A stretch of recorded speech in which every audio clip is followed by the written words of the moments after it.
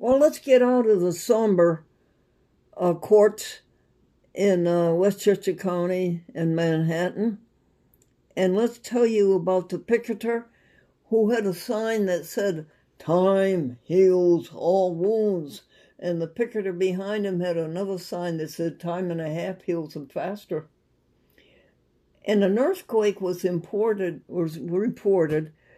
to be on its way in California. So the couple sent their young son deep into the interior with an uncle where he would be safe. In 3 days, they got an email saying, "Returning the sun, send the earthquake."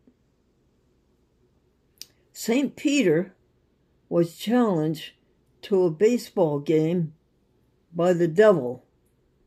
And the devil says, "I don't see how you're going to win." And St. Peter said, "I don't see how you're going to win. All of the good players are up here." And St. Peter said, and then the devil says, "Let me start this one over again." The devil challenged St. Peter to a baseball game. And St. Peter said, "I don't see how you're going to win. All of the good players are up here." And the devil said, "All of the umpires are down here." Now, we're going to talk about the decade between 2000, right, and 2010. Mm-hmm. And the ages are 72 years old to 82 years old.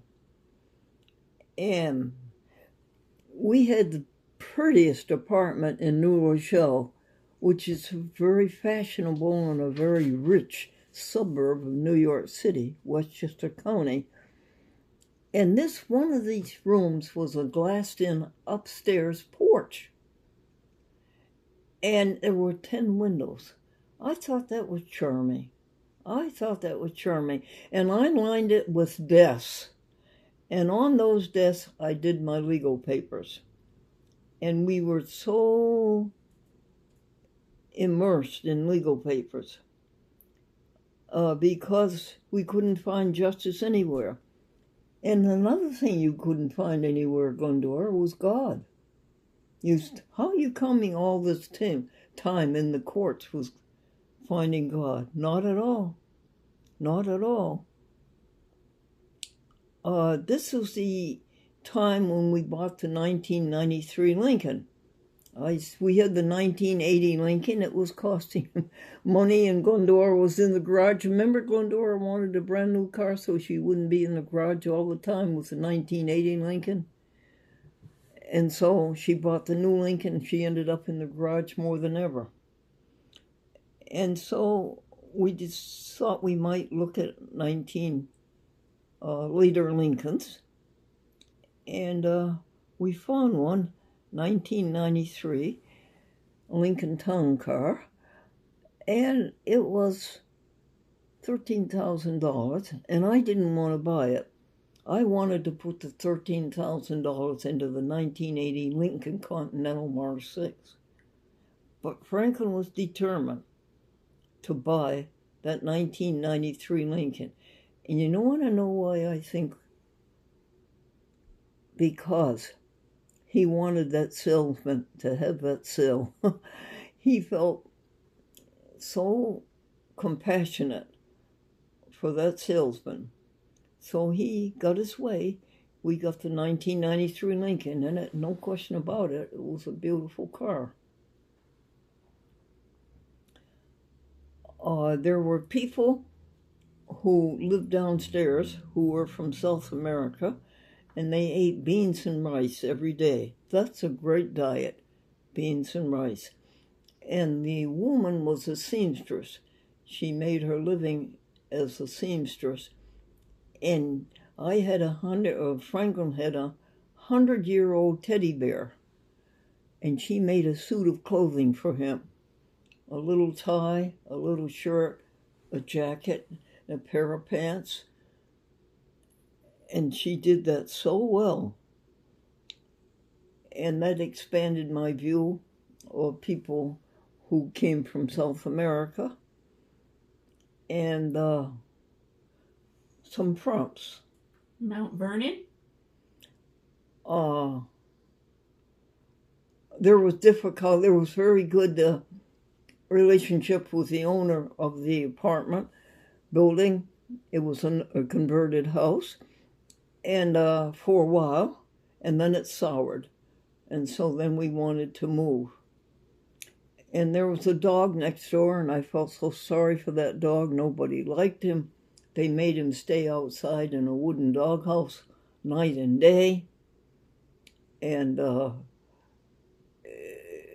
I just felt so sorry for him. And he was a boxer, a beautiful boxer, and he was all white. And he was named Rocky. And so I would take Rocky for walks. I would buy Rocky food, vegan food, of course. And I did what I could for him. He's a very strong and powerful dog. And he pulled Franklin to the ground and broke Franklin's hip. And then we found a place up in the the Memorial Methodist Church up opposite the country club where they had the women's golf championship every year. And the church voted that we could not keep the dog in the fenced-in enclosure. But Patty adopted the dog, and that dog was really lived in luxury. And then there was Acumen dog next door, a puppy, who was terribly treated. And I felt sorry for him. And I called him Acumen because he was so keen intellectually. And one night it was pouring very, very hard, all night long. And around about 5 o'clock in the morning, it was still pouring. And I began to wonder if that dog had been left outdoors.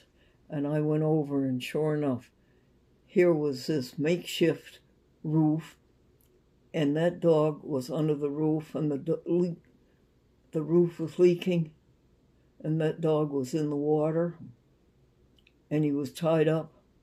So I loosened the dog and brought the dog out, and the dog was free, and I brought him into the house, and he got warm and dry.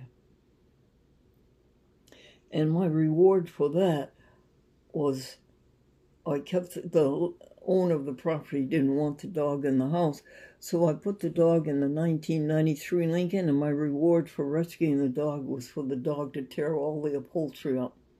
And that was Franklin's car. And I had to go in and tell Franklin what the dog had done to the upholstery. He tore the seat of the back seat, way down to the springs. And what else do we have for this? Beekman? Who, dear? Beekman? Oh, Beekman. It's a little while before we went to Beekman. I would take the dogs for a walk down in a park, and then I got a ticket for doing that. One night, I took the dogs out early morning, and I was going down the sidewalk, and it was sloping, and I slipped on the heel and fell on the back of my head. I came into the house with the dog, and I had lost my memory. Did you ever have an experience like that? I had hit the back of my head and lost my memory. And I sat down quietly, and it came back. And I had an appointment that day to meet somebody in Manhattan who was taking a teacher's course to teach at the City University of New York, astronomy and geology. And I had Rusty, dog, and Franklin and I went and met the woman, and then we went to Staten Island on the ferry. And when you went on the ferry, you drove your car on the ferry.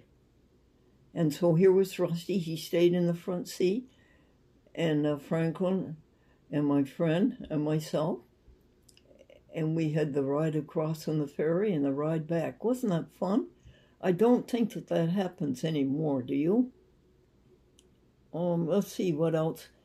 Can you find some other things before Beekman, hon? Clean up lot. Yes, there was a huge lot, I would say about 6 lots, and it had been fenced in. Remember I told you? Well, people had thrown trash into the lot for years, and I told you Franklin and I went and cleaned that up. It made us feel a lot better. What else, dear? Lynbrook. We were editing then. The Chat with Glendora TV show was very active.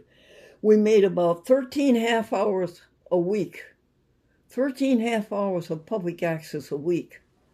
Sent them all over the United States. And the editing was done in Brooklyn. At first it was done in Hicksville. But that was in with a whole lot of other offices. And the noise of our programs was really disturbing to the other people in the offices. And so they sent us to Lynbrook. Lynbrook's very interesting. Lynbrook was settled by people coming from Queens out to Long Island to live. And Lynbrook was Brooklyn spelled backwards. Well, it was quite an elaborate setup. There are a huge control room and huge editing machines. And all the time I was suing Cablevision for violating my rights to have a program on the TV. And I was pursuing Scott Lord on the bankruptcy, and I was in the bankruptcy court with Scott Lord. And the officer in charge of the bankruptcy was being told by his friend in Queens, he says, "You're being dumped on every week in television." And I think that had a lot to do with the settlement I told you about, 70 cents on the dollar. Let's see, what else happened? Tom DeLuca. Oh, yes, that's when I met Tom DeLuca, and he was a specialist in repairing copy machines. What else, dear? Rye Court. Yes, I had brought a Rye Court, another Cablevision suit. They didn't return my videotapes, they just kept them. So the court made them return the video, but they didn't give me money damages. And you keep going, honey. Satterley. And the lawyer was Satterley Stevenson Burke, a Park Avenue law firm. And their papers were so poor, they were so juvenile. A fourth grader could have written better legal papers than they wrote. And lie.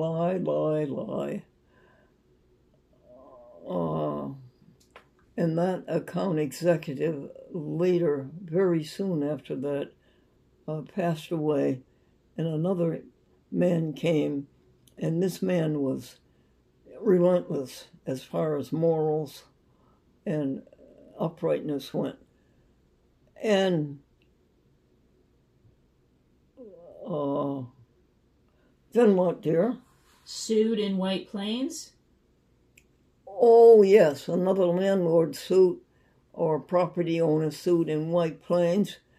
And the handyman was forced to lie under oath that he'd served me. He had never served me. But he was forced to lie to keep his job. That was an ugly situation. And that's when we moved to New Rochelle. And from New Rochelle, we moved to Mount Vernon. And from Mount Vernon, we moved to Patty's house. And it was an interesting thing in Mount Vernon. The movers were loading the trucks and the truck was almost loaded. And I started to make a video because it was an interesting thing to show on the TV. And those people jumped into the truck and drove off with our things in them, with our furniture in them and everything else. And they drove off. So we called the police, and we were all day long, and finally they caught the people and the truck, and the movers brought the truck back and unloaded all the things that they had loaded on it. Hold it just a second, folks.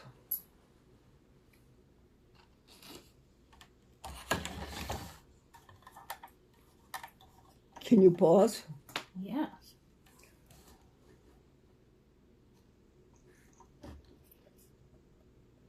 And of course, we were rescuing cats. And Sally Cat and Katie Cat. And then all of my legal papers were handwritten. I wrote them by hand. And the lawyers would bring that up in court. And I would say the independence, the Declaration of Independence was written by hand. The Constitution of the United States was written by hand. And when one lawyer was indiscreet enough to bring it up, I heard the judge, and I saw the judge, say to the lawyer, cool it. Portland, Oregon. We sued the people in Portland, Oregon, because they took our program off the TV, so they put it back on again. And I've been on there ever since for 20 years. Network. We started to build the Glendora Public Access Network. We started to build Queens, Manhattan, we'd already had. Then we went after Brooklyn, and then we went after the Bronx and Staten, and then all over the United States. And we built up the Glendora Public Access Television Network. We built up the network to 77 TV stations. The hardest one of all was Pittsfield, Massachusetts. Arrogance was unbelievable. 12:00 p.m., 74.7 degrees Fahrenheit. Thank you, little temperature clock. And how we got around the Pittsfield situation was I wrote up a lawsuit and I sued them in the Supreme Court of the United States on the basis of civil rights. If it's a civil rights action, it can go directly to the Supreme Court of the United States. It doesn't have to go to the United States District Court. And it was free speech, of course. And the minute I sent them a copy of the lawsuit, of the complaint, and immediately they put the program on TV, and it's been there ever since. Pacemaker. Franklin, it was a very, very hot summer day. We had been to court in Rye. Franklin had been in the car on this hot day as we rode around Westchester, Chappaqua, where the Reader's Digest is, all those famous places in Westchester, IBM. And he got too hot. And I thought it would be a good idea for him in general to have a doctor, because he didn't have any doctor, and I never had any doctors. We never did any kind of medicine at all. And this doctor said that he had to go to the hospital right away. Well, I didn't think that was true. I had the feeling that if I brought Franklin home and put him under the shade of his favorite tree, that he would be all right. And to this day, I believe that. But they rushed him without his consent and without my consent to Vassar Hospital and put in a pacemaker, which I don't think he needed. Walmart. When I went up to Delaware County out of West, I had the experience of a Walmart store.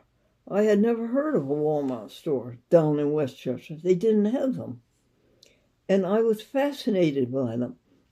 I would watch the grocery carts pull up to the checkout counter And in that grocery cart would be a quart of milk, a box of cookies, and a dress and stockings or something like that. I thought that was the funniest thing. And all those things were checked out together. Well, I was fascinated by Walmart, by their variety, by their courtesy, by their helpfulness, and by their prices. So that was a Walmart experience. Reformed? We went to the Reformed Church. The Reformed Church in America. Really what it is a Presbyterian church. The difference between a Reformed church in America and a Presbyterian church is the difference between the churches in the 1600s in Scotland and the ones in Holland. They were far enough to be just a little bit different from each other. But the Reformed Church, very, very good service. And we went there and we were very much impressed by Taylor Holbrook, the minister of the church. Pine cones. Oh, there are pine trees all over the place. You know, as you get up a little bit in northern New York, the pine trees start because it's colder.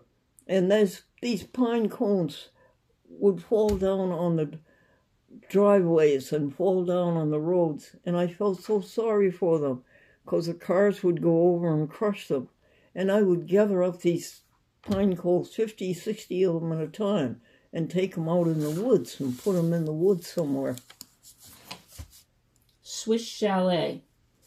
Now, a man after the war, the World War II, started some cabins up there around Sylvan, Sylvan Lake. And they became very popular, particularly with the New York City crowd. But these kind of cabins were really sort of dilapidated, but they seemed to like them. However, there was one place up on the hill that was a Swiss chalet, and it was beautiful, folks. It had a wraparound porch, and you could look out over the forest and over and down into the lake, look down into the lake. It was beautiful. And it was only $1,000 a month. And we had to leave Westchester because we couldn't find anything that was under $1,200 a month. And we're on a fixed income, and we couldn't afford that. So that's why we exited Westchester. Roosevelt. Oh, and upstate there in Beekman, we went to Beekman first, Hopewell Junction, and there was an estate, and it was Franklin Roosevelt Jr., and he had horses. He had a lot of horses there. And his mother, Eleanor Roosevelt, had a farm where she experimented on all kinds of vegetables and gardening and farming techniques. And that today is a town park. There was quite a lot of famous people lived up there. Okay, you're at 24 minutes. 20. Can I tell a joke? Yes. Crutches. The man was asked by his friend, "Can't you get rid of those crutches? You've been walking on those crutches for a long time." And the man said, "Well, my doctor says I can, but my lawyer says I can't." What else do you have? Okay. A joke? Parachute. A man jumped out of a plane. The parachute didn't open. And as the man is plummeting toward the earth, another man is coming up from the earth. And the man called over and he says, "Hey, do you know anything about parachutes?" And the man coming up from the earth says, "No, do you know anything about gas stoves?" Okay, let's pause it now. Okay, we're going to pause it.